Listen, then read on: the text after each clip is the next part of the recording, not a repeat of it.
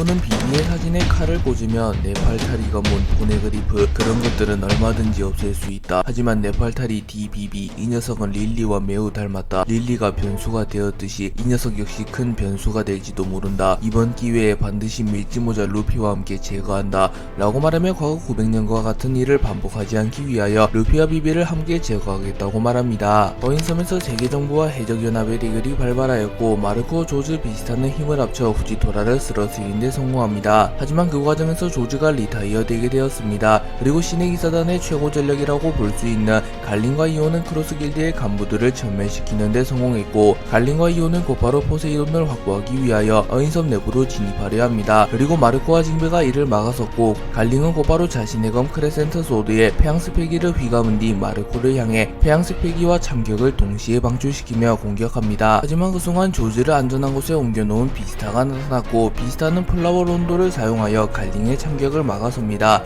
그리고 징베가 곧바로 갈링을 향하여 어인 가라떼 정권 지르기를 사용합니다. 하지만 이내 이오가 나타나 징베의 주먹을 맞받아쳤고 이오의 주먹이 징베의 주먹보다 훨씬 강력했기에 징베는 충격을 받으며 멀리 날아갑니다. 그리고 이오는 곧바로 비스타의 안면에 펀치를 날리려 하였으나 마르코가 불사항공 키를 사용하며 이를 막아냅니다. 그리고 징베는 단 한 방만의 치명상을 입으며 피를 토해냈고 갈링은 시간 낭비다 쓰레기들 실력 차이는 충분히 느꼈을 터 애초부터 흰수염 해적단은 오로지 그 녀석만이 전부인 해적단 흰수염이 사망한 이후 해체되지 않은 게 신기하군 이라고 말하며 과거 갓벨리에서 흰수염과 격돌했을 때를 떠올립니다. 그리고 마르코 역시 갈린과 이오의 실력을 인정하며 비스타, 징베 지금 우리가 할 수 있는 최선은 그저 버티는 것 버티다 보면 희망이 생길 것이다 요이 라고 말합니다. 이오는 마르코와 징베 비스타가 대화를 나누는 사이 곧바로 마르코에게 접근하여 이 녀석의 장기는 회복 이 녀석을 지려면 꽤나 시간이 오래 걸리겠지 우선 이놈을 제가 묶어두겠습니다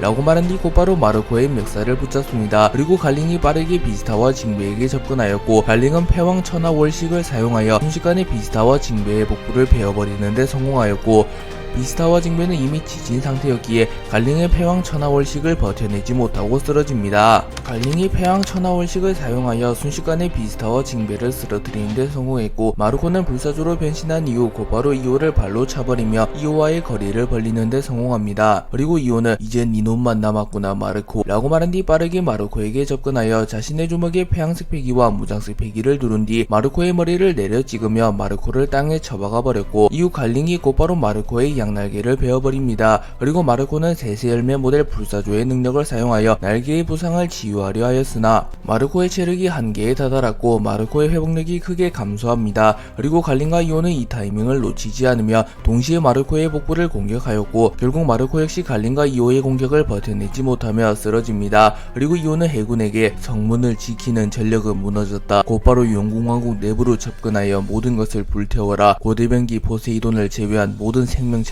죽여도 좋다 라고 말했고 해군들은 일제히 용궁왕국 내부로 진입합니다. 그리고 갈린과 이오 역시 용궁왕국 내부로 향했고 순식간에 해적연합 측은 붕괴되기 시작합니다. 그리고 한창 피터와 대립 중이던 쌍디 역시 견문색 필기를 사용하여 자신을 제외한 모든 전력이 쓰러졌음을 깨달았고 피터와 싸움을 이어가는 것이 의미 없다고 생각합니다. 쌍디는 피터와의 혈투를 이어가며 기회를 엿보며 피터로부터 도주할 기회를 모색합니다. 그리고 쌍디는 적절한 타이밍에 피터를 멀리 날려버린 뒤 매우 빠른 속도로 피터로부터 도주하였고 피터는 설마 혼자 살겠다는 건가? 아니 저 녀석이 그럴 리가 없다. 그렇다면 희생? 설마 본인이 혼자 모든 것을 짊어지고 고대변기 포세이돈을 포함한 동료들을 살리려는 건가? 라고 말하며 쌍디의 의중을 정확하게 파악합니다. 그리고 피터는 곧바로 샌드웜의 형태로 변하며 빠른 속도로 쌍디를 쫓아갔으나 쌍디의 속도가 워낙 빨랐기에 쌍디와 피터의 거리는 점점 멀어집니다. 그리고 쌍디는 순식간에 용궁왕국 입구에 도달했고 쌍디는 쓰러진 마르코, 비스타, 조조와 마주합니다. 그리고 쌍디는 징베 시간이 없으니 핵심만 말하겠다. 이곳에서 도주해라. 어인섬 북서쪽에 노아의 방주가 있어. 그걸 타고 도망치면 저들의 추격으로부터 벗어날 수 있다. 시라짱을 반드시 루피에게 데려다줘 라고 말한 뒤 곧바로 용궁왕국 내부로 진입하였고 징베는 쌍디 모든 걸 혼자 짊어지려 하는 건가 라고 말했고 마르코는 겨우 의식을 유지한 채 저 녀석이 어떤 각오로 한 결정인지 생각해라 요이. 검은 다리는 자신의 목숨과 맞받고 세계 정부를 무너뜨리려 하는 것이다 요이. 고대변기 포세이돈을 빼앗기게 되면 있다면 제 아무리 밀짚모자라 할지라도 세계 정부를 무너뜨리지 못할지 모른다. 검은다리는 그걸 알기에 희생을 결정한 것이다 요이. 징베 너는 어인 전원에게 노아의 방주로 대피하라는 명령을 내려라 요이. 나와 비스타 조즈는 검은다리를 따라가 시라오시간 무사히 노아의 방주에 탑승할 수 있도록 돕겠다 요이 라고 말했고, 징베는 고개를 끄덕인 뒤 어인섬 전역을 뛰어다니며 어인들에게 노아의 방주에 탑승하라는 명령을 내립니다. 한편 쌍디는 용궁왕국 내부에 진입했고 그곳에서 갈링 2호가 이끄는 해군이 시라오시를 수색하고 있는 것을 확인합니다. 쌍디는 갈링 2호와 격돌하게 된다면 시라오시를 구출하는데 변수가 생길 것이며, 피터가 도착하게 된다면 시라오시를 구출하지 못할 수도 있다고 판단하며 순식간에 해군 한 명을 기절시킨 뒤 해군의 옷을 빼앗아 입으며 해군으로 위장합니다. 그리고 쌍디는 시라오시의 위치를 알고 있었기에 곧바로 시라오시에게 향하려 하였으나 이미 시라오시는 해군에게 발각되기 직전이었습니다. 그리고 쌍디는 고심한 듯한 표정을 지으며 시간이 없는데 무언가 한 가지만 해군의 주의를 끌 수 있는 상황이 생긴다면 이라고 중얼거립니다. 그리고 그 순간 어인섬의 상공에서 무수히 많은 해적들이 나타났고 해군 중장 페이커의 안면에 철구가 들이닥칩니다. 그리고 이들은 다름 아닌 돈클리크 해적단이었습니다. 돈클리크 해적단을 이끄는 행동대장은 귀신 깅이었고, 깅은 쌍디가 어디 있는지 볼 순 없었지만 쌍디 볶음밥값 값으로 왔다. 분명 너라면 어딘가에 숨어 있겠지. 밀짚모자 일당의 목적이라면 잘 알고 있다. 쌍디 고대병기 포세이돈을 확보해라. 해군들은 우리가 맡아주겠다 라고 소리쳤고, 쌍디는 매우 놀라는 표정을 지으며 깅, 저 녀석이 여긴 어떻게? 라고 말합니다. 깅은 돈클리크 해적단이 밀짚모자 일당에게 패배한 이후 간신히 밀짚모자 일당의 소식을 전해 들었고, 루피가 해적왕에 등극한 이후 세정부와 본격적으로 대립하게 된 이후 드디어 쌍디에게 은혜를 갚을 기회가 왔다고 생각하며 언젠가 쌍디를 도와 세계정부와 대항하고자 합니다. 그리고 깅은 조금은 단순한 돈클리크를 잘 구슬리며 세계정부를 무너뜨리는데 일조하면 세계의 돈클리크의 명성이 퍼질 것이라고 말했고, 돈클리크 역시 깅의 계획에 협조하게 되었습니다.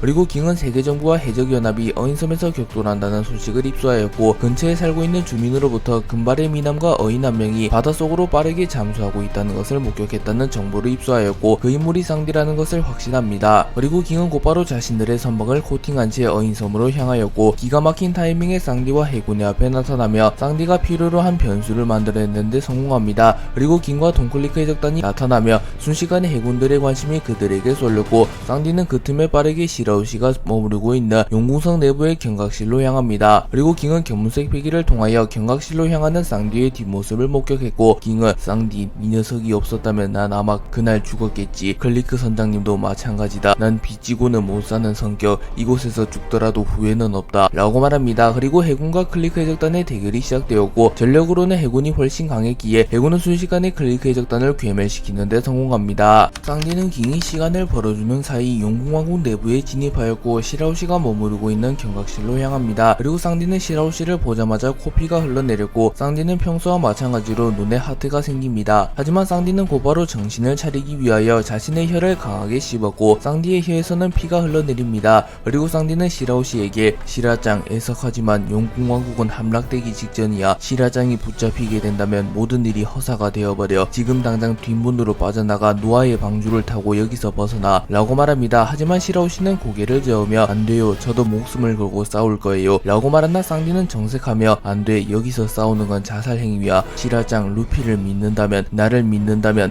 이번만큼은 내가 하자는 대로 해줘 라고 말했고, 시라오시는 쌍디를 믿었기에 곧바로 뒷문으로 빠져나갑니다. 그리고 쌍디는 최후의 담배를 피며 어쩌면 이게 마지막 담배일지도 모르겠군. 내가 죽으면 루피 녀석 밥은 누가 주나? 그 녀석 먹는 양을 보면 제프 영감이 와도 답이 없을 텐데 라고 말하며 동료들을 떠올리며 웃음을 짓습니다. 한편 징베는 용궁왕국의 모든 어인들에게 대피하라고 명령했고, 대부분의 어인들은 노아의 방주에 탑승하는데 성공합니다. 그리고 징베는 차마 발걸음이 떨어지지 않았으나 자신이 노아의 방주를 운전해야 하며 노아의 방주를 지킬 사람이라는 것을 알았기에 떨어지지 않는 발걸음을 옮기며 노아의 방주로 향합니다. 그리고 징베는 쌍디군, 무사하길 바란다면 욕심이겠지. 하지만 목숨만큼은 부지에다오. 반드시 쌍디군의 두 눈으로 세계정부가 무너지는 것을 봐야 할 터 라고 말합니다.